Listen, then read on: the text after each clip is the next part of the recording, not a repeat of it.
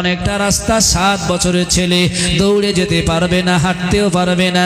মা তখন বলল, ওগো আল্লাহর নবী, ও আল্লাহর হাবিব, আল্লাহর নবী গো, আপনি যদি কিছু না মনে করেন, আমি জনম দুঃখিনী মা, একটা কথা বলবো। রাসূল বললেন, ও মা কি বলতে চাও বলো। ওই সময় মদিনার মহিলা বলেছিল, ইয়া রাসূলুল্লাহ, আপনি তো আমার সন্তান কি বলছেন জিহাদে তলোয়ারি ধরতে পারবে না। আমি জানি এটা ঠিকই, কাফেরদের সঙ্গে দৌড়াতে মোকাবেলা করতে পারবে না, এটাও ঠিকই। ইয়া রাসূলুল্লাহ, যদি আপনি কিছু না মনে করেন, আমার একটা দাবি রয়েছে, আবেদন রয়েছে, আপনি যদি গ্রহণ করেন। রাসূল বললেন, ও মা তুমি কি দাবি করতে চাও, কি বলতে চাও? সাহাবীরা সবাই শুনতে লেগেছে।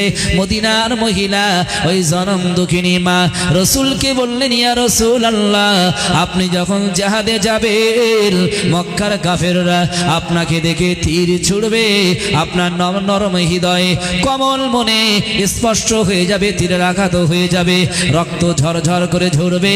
ইয়া রাসূলুল্লাহ, যদি আপনি মনে না করেন, আমার এই সন্তানটাকে আপনি নিয়ে যান ওই যুদ্ধের ময়দানে।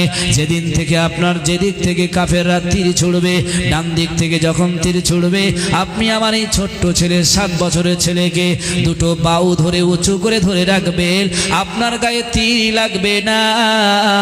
ওই কাফেরদের তীরগুলো আমার ছোট্ট বাচ্চার বুকে পেটে আঁকড়ে ধরবে, তীরগুলো লাগবে। আমি জনম দুঃখিনী মা, আমি আমার সন্তানটাকে আপনাকে পাহারা দেওয়ার জন্য, ঢাল বানানোর জন্য আমার সন্তানটাকে দিতে চাই। সাহাবীরা সবাই চোখের পানি এসে গেল। এ কি জনম দুঃখিনী মা, যার আব্বা দুনিয়ায় নাই, কি ব্যাকুল, কি ব্যথা বেদনা। আবার যে ছেলেটার মা তাকে সঙ্গে নিয়ে মরণের জন্য, জিহাদের জন্য পাঠিয়ে দিল। মা বলল, রাসূল আপনি যদি মনে না করেন, আবার আপনি যখন যুদ্ধের ময়দানে থাকবেন, কাফেররা বাম দিক থেকে তীর ছুড়বে আপনাকে, আমার সন্তানটাকে যদি আপনি বাম দিকে ধরেন, সন্তানের বুকে পেটে কাফেরদের তীরগুলো লাগবে, আপনার গায়ে লাগবে না, আমার সন্তান শহীদ হয়ে যাবে। কিয়ামতের দিন হাসরের প্রান্তরে আমি মা জননী বলতে পারবো, আল্লাহ আমি শহীদের মা ছিলাম, রাসূলের ভালোবাসায় আমার স্বামীও চলে গেছে, রাসূলের ভালোবাসায় আমি যেতে না পারলে আমার 7 বছরের ছেলেটাকে যুদ্ধের ময়দানে রাসূলের ঢাল বানিয়ে শহীদ বরণ করিয়েছে। সেই দিন রাসূলের ভালোবাসা থাকলে নিশ্চিত এই দুনিয়ার থেকে ভালো জায়গা পাবো। একবার জোরে জোরে বলেন সুবহানাল্লাহ। আমাদের ঘরের ছেলেদের যদি এই 7 বছরের ছেলে খেলছিল, এখন খেলতে খেলতে যদি কেউ তাকে মারে, আর আমাদের ছেলেরা যদি কাঁদতে কাঁদতে ঘরে ফেরে, ভাই আমরা অ্যাকশন নেব না কি করবো বলেন তো দেখি? নেব তো নাকি? এই আমার ছেলের মারলোকে বার হয়ে আগে অ্যাকশন শুরু করবে। এই আমার ছেলেকে মারলোকে, আদরের ছেলে, বহু যত্ন করে তাকে খাওয়াই, মানুষ করি, মাল্লিকে। রাসূলের জন্য মা বললেন, ইয়া রাসূলুল্লাহ আমার ছেলেকে নিয়ে যান, কাফেররা তীর ছুড়বে আপনাকে দেখে, আমার সন্তানটাকে ওদিকে ধরবেন, আর কাফেরের তীর আপনার গায়ে লাগবে না, আমার সন্তানের গায়ে বিদ্ধ হবে, সন্তান মারা যাবে, শহীদ বরণ করবে। আমি কিয়ামতের দিন শুধু রাসূলের ভালোবাসায় বলতে পারবো আমি একটা শহীদের মা। জোরে বলেন সুবহানাল্লাহ। রাসূল নিতে চাইছে না, সাহাবীরাও নিতে চাইছে না, তবুও বলছেন, মা এটা কি করে সম্ভব? আমাদের চোখের সামনে ছোট্ট বালককে তীর বিদ্ধ করব, তাকে শহীদ বরণ করিয়ে দেব, এটা কি করে সম্ভব? নিতে চাইছে না। ভাইরা বাবাজিরা, কিছুক্ষণ পরে জিবরিল আমিন চলে এলো। জিবরিল আমিন এসে বললেন, ওগো আল্লাহর নবী, আল্লাহর হাবিব, আপনি রাগ কাঁদবেন না, আপনি মনে দুঃখ নেবেন না, আপনি জানেন কি শোনেন কি জানেন না, মহান আল্লাহ রাব্বুল আলামিন ফেরেশতাদের নিয়ে মিটিল মাশওয়ারা করেছে। এই যে ছোট্ট বাচ্চা ছেলেটা আপনি জিহাদে নিতে চাইছেন না, জিহাদে নেবেন না, না না না, মহান আল্লাহ রাব্বুল আলামিন এই ছোট্ট বালকের নাম আল্লাহ জান্নাতে মুজাহিদ হিসাবে গ্রহণ করে লিখে লিখেছে। আর একবার জোরে জোরে বলেন সুবহানাল্লাহ। এর নামটা মুজাহিদ হিসাবে আল্লাহ জান্নাতে লিখে নিয়েছে।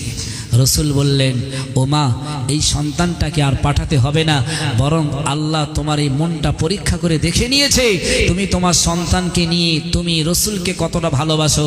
আজকে আমি রসুল্লাহ দিনের জন্য জেহাদের ময়দানে যাব, দিনটাকে বাঁচানোর জন্য জেহাদের ময়দানে যাব, বেদিন বেঈমানদের সঙ্গে যুদ্ধে লিপ্ত হব।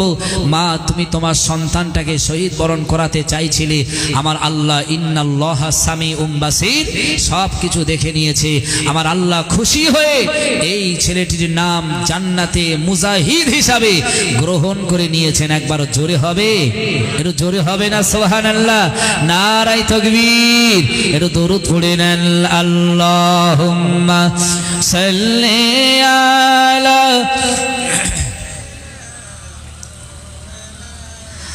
وعلى آل سيدنا নবীর মায়া নাই কো তোমার, নবীর মায়া নাই কো তোমার, কেমনে দুঃখ দাও যে আবার। নামাজ পড়ো রোজা রাখো প্রথম ঘাঁটি কাফনে, নামাজ পড়ো রোজা রাখো প্রথম ঘাঁটি কাফনে। নবী বীরে কে তোরাবে ফুলসিরা তুমি জানে, নবী বিনে কে তোরাবে ফুলসিরা তুমি জানে। চলো চলো চলো মুমিন চলো নবীর সন্ধানে, নবী বিনে কে তোরাবে ফুলসিরা তুমি জানে। দুরূদ আল্লাহুম্মা সাল্লি আলা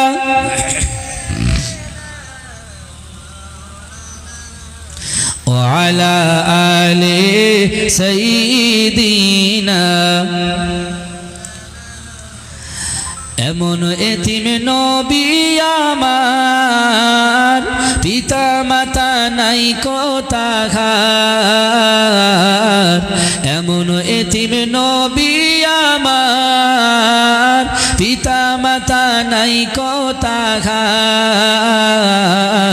তারপরেও কত মারা মারলো যে দুশ্মনে, তারপরেও কত মারা মারলো তারে দুশ্মনে। নবী বিনে কে তোরাবে ফুলসিরা তুমি জানে, নবী বিনে কে তোরাবে ফুলসিরা তুমি জানে।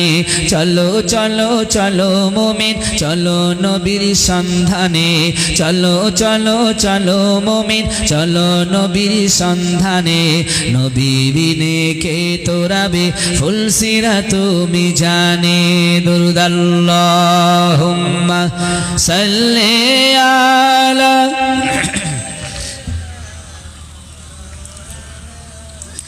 وعلى آل سيدنا।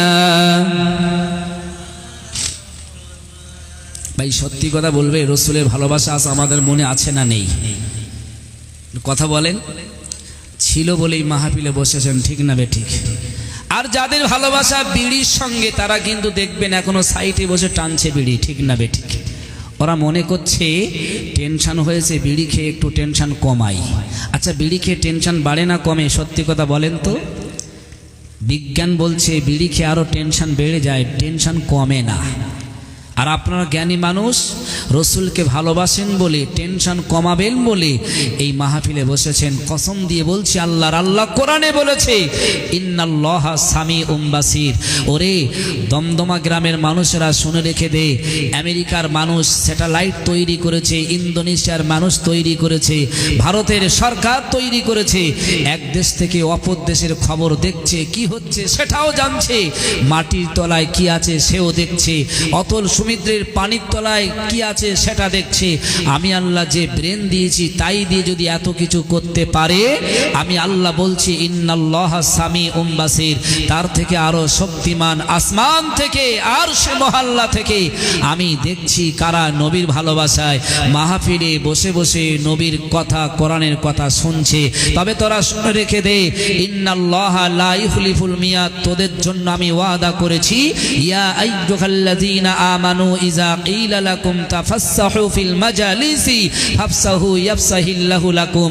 যারা এই কোরআনের মাহফিলে বসেছে আমি আল্লাহ ওদেরকে ডেকে ডেকে এই নকশা ধরে কিয়ামতের দিন আমার জান্নাতে বসার সুযোগ করে দেব। জোরে বলেন, জোরে হবে না সুবহানাল্লাহ? এটা মহান আল্লাহর ওয়াদা। আচ্ছা, আপনারা কেউ বলতে পারবেন মহান আল্লাহ যেটা ওয়াদা করেছেন সেটা ভঙ্গ করবেন কি কোনো দিন?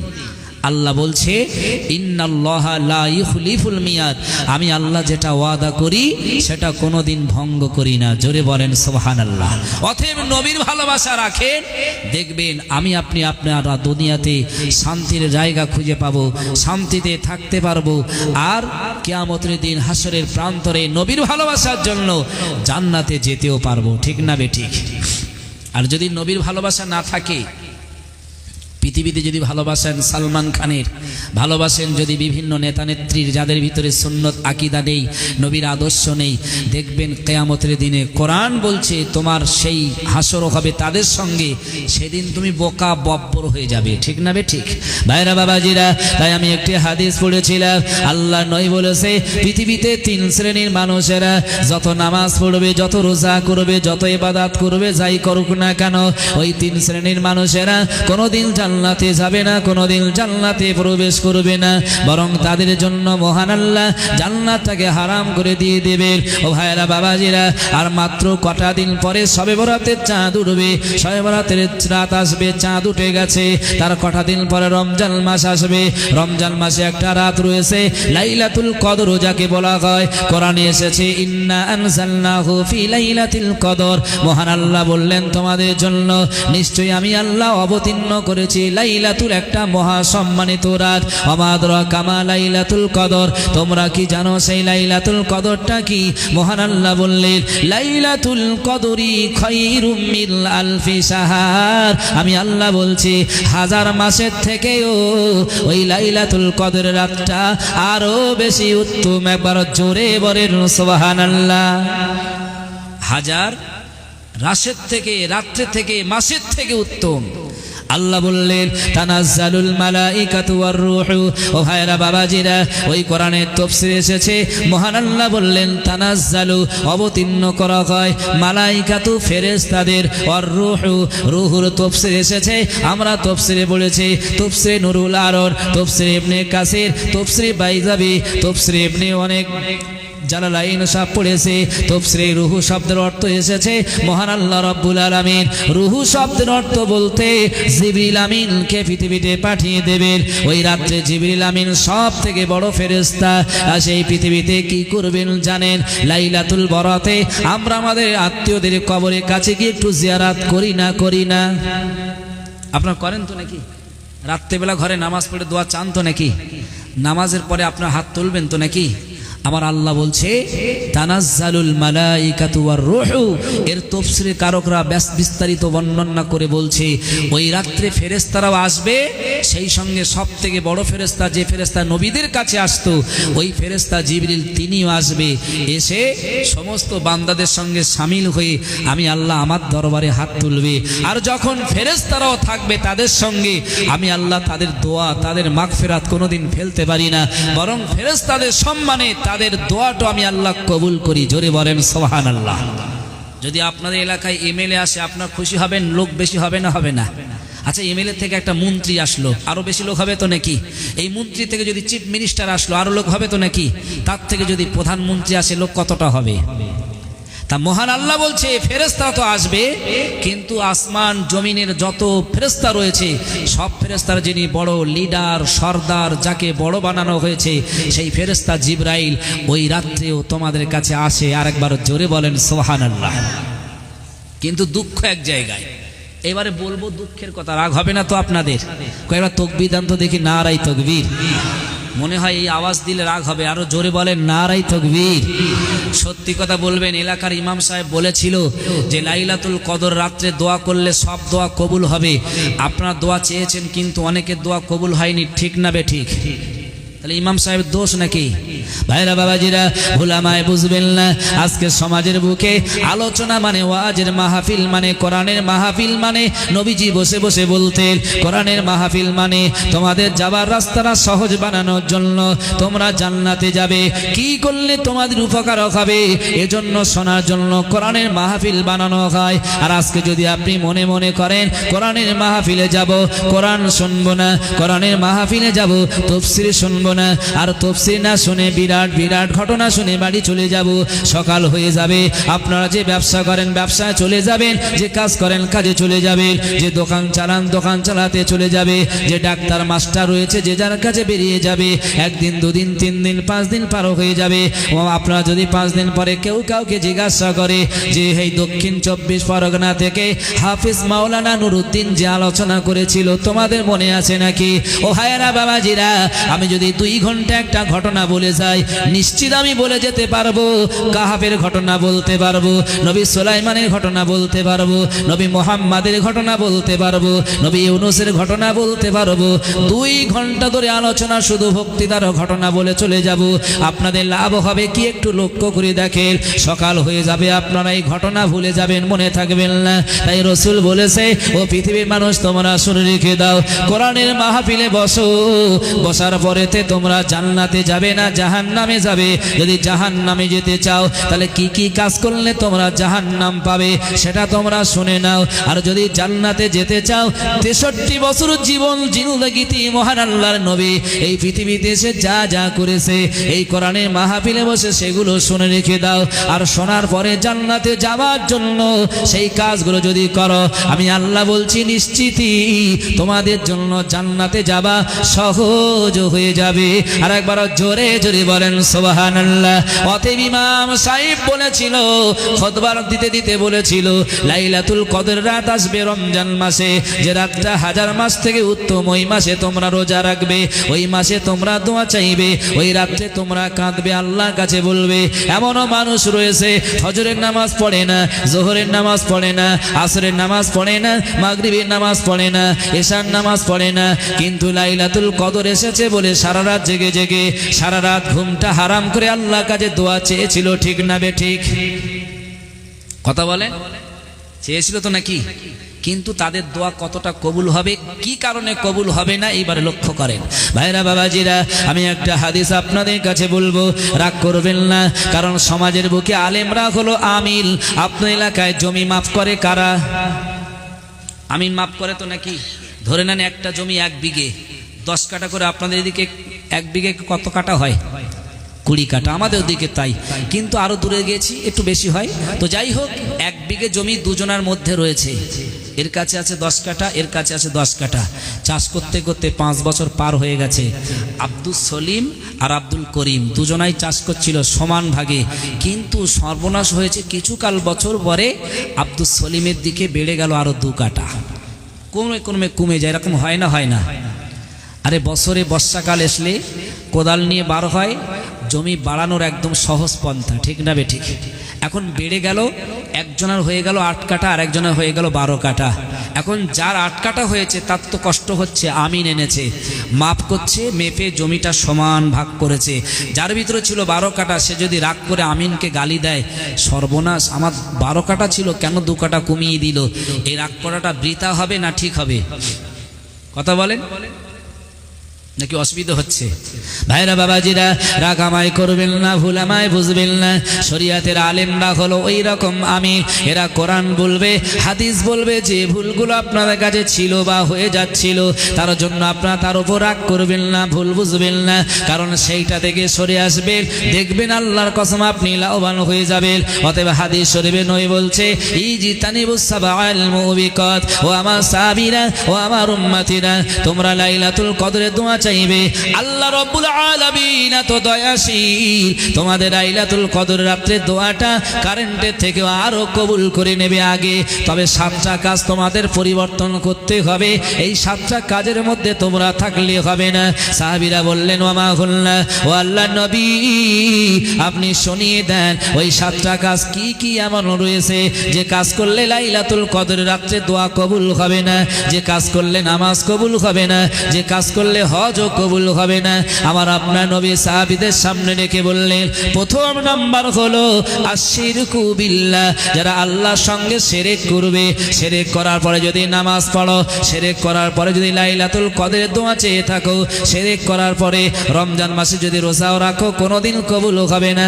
কারণ কোরআনের 27 পারায় দ্বিতীয় সাফায় প্রথম লাইনে আল্লাহ বলেছে, ওয়ালা তাজআলু মাআল্লাহি ইলাহান আখার, আমি তোমাদের মালিক, তোমাদের স্রষ্টা।